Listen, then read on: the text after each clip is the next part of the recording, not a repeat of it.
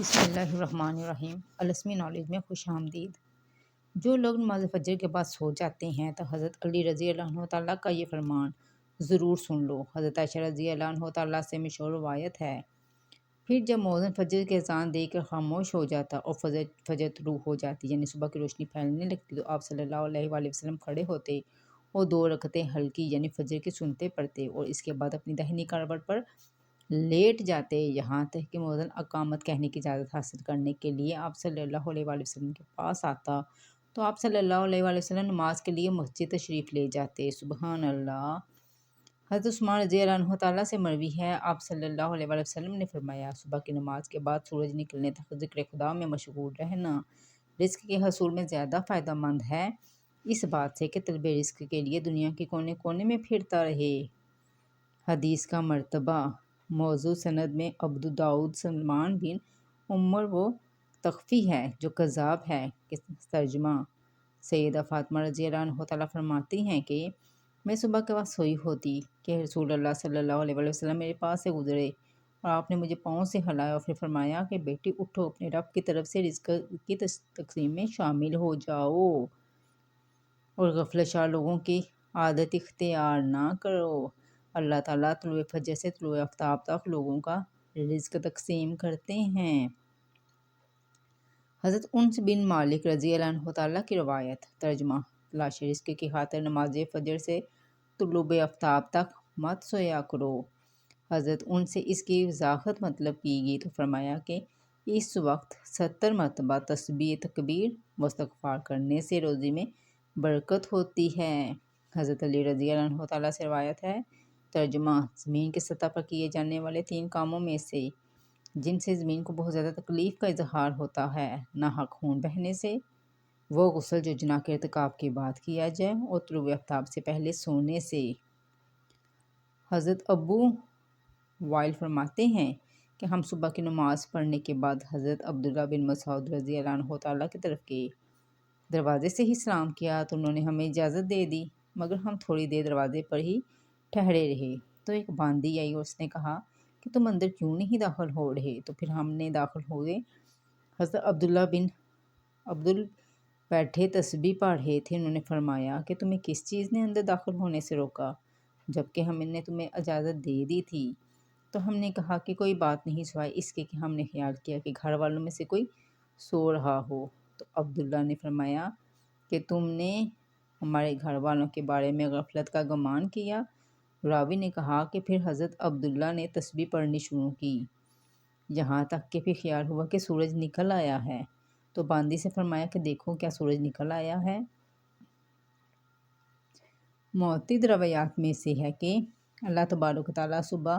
صادق سے لے کے طلوع آفتاب تک مخلوق کے لیے رزق تقسیم کرتے ہیں، وہ رزق کی برکت سے محروم رہتے ہیں جو کہ دیر تک سوئے رہتے ہیں۔ اس حدیث سے یہ بات بھی معلوم ہوتی ہے کہ یہ ممانعت صبح صادق سے لے کے طلوع آفتاب تک ہے، پورے درمیانی وقت میں سونے میں سے ہے۔ اس وقت سونا غفلت شعار لوگوں کا رویہ ہے، اسی طرح صرف کے تعامل کے بھی خلاف ہے۔ نبی کریم صلی اللہ علیہ وآلہ وسلم اور صحابہ کرام کا طریقہ کار یہ تھا کہ وہ جب فجر کی نماز پڑھ لیتے تو سورج کے طلوع ہونے تک اپنی نماز کی جگہ ہی بیٹھے رہتے اور ذکر و اذکار میں مشغول رہتے۔ اس وقت میں ذکر خدا میں لگے رہنے سے رزق کے حصول میں زیادہ باعث نفع ہے۔ آج ہمارے معاشرے میں یہ ٹرینڈ بنا ہوا ہے کہ نوجوان رات کے 2 بجے 3 بجے تک موبائل، فیس بک، واٹس ایپ پر لگے رہتے ہیں اور پھر ان سے صبح کی نماز بھی قضا ہو جاتی ہے اور دوپہر کو 12 بجے یا 1 بجے تک وہ آرام فرما رہے ہوتے ہیں۔ وہ گھر میں سے ایسا کوئی بھی انسان نہیں ہوتا جو انہیں ایسا کرنے سے باز رکھے۔ آج ہم آپ کو بتائیں گے کہ حضرت علی رضی اللہ عنہ تعالیٰ نے ایسے نوجوانوں کے بارے میں کیا فرمایا ہے اور کیا کچھ ان کی قسمت پر لکھ دیا ہے جو ایسے حالات کی لپیٹ میں آ چکی ہیں۔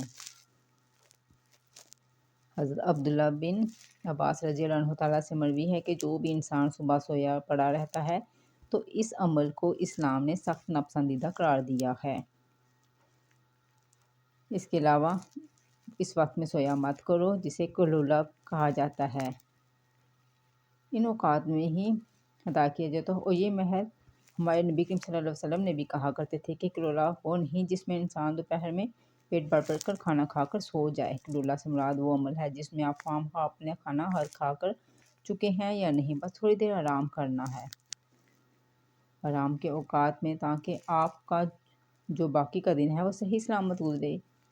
और आपके दिन के बाकी हिस्से में आप अच्छी तरह अपने कामों को सर अंजाम दें। हज़रत अली रज़ी अल्लाह अन्हु तआला से ने फरमाया कि मैंने अल्लाह ताला के नबी करीम सल्लल्लाहु अलैहि वसल्लम से सुना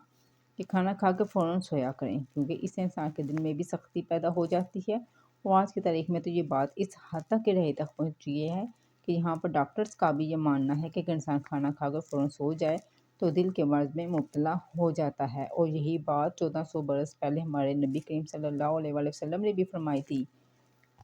आप आते हज़रत रज़ी अल्लाह ताला के इस इरशाद की तरफ, जो उन्होंने फरमाया कि जब एक मरतबा हज़रत अली रज़ी अल्लाह ताला की खिदमत में एक शख्स हाज़िर हुआ और फरमाने लगा कि या अली, सुबह सवेरे जो इंसान सोया पड़ा रहता है तो इसकी किस्मत में क्या कुछ लिखा जाता है? तो आपने जवाब में हज़रत अली रज़ी अल्लाह ताला को फरमाते हुए सुना कि अल्लाह के बंदे, मैंने अल्लाह के नबी करीम सल्लल्लाहु अलैहि वसल्लम से सुना कि जो भी इंसान सुबह के औकात में सोया पड़ा रहता है तो फजर की नमाज भी क़ज़ा कर बैठता है और या फिर वो फजर की नमाज अदा करके सो जाता है। तो जब फरिश्ते आसमानों से इनके मुकद्दर का रिज़्क लेकर ज़मीन की तरफ आते हैं तो वो रिज़्क इंसानों में बांटने लग जाते हैं और वो इंसान सोए हुए इंसान को इसी वजह से वो फरिश्ते वापस अपने साथ वो रिज़्क वापस ले जाते हैं। और जब वो नींद से फारिग होकर उठता है, बेदार होता है, तब ऐसे लोगों के रिज़्क में तंगी आ जाती है और वो फिर रिज़्क में तंगी की शिकायत करते फिरते हैं। आपने देखा होगा कि जब लोग अक्सर रिज़्क की तंगी की शिकायत करते हैं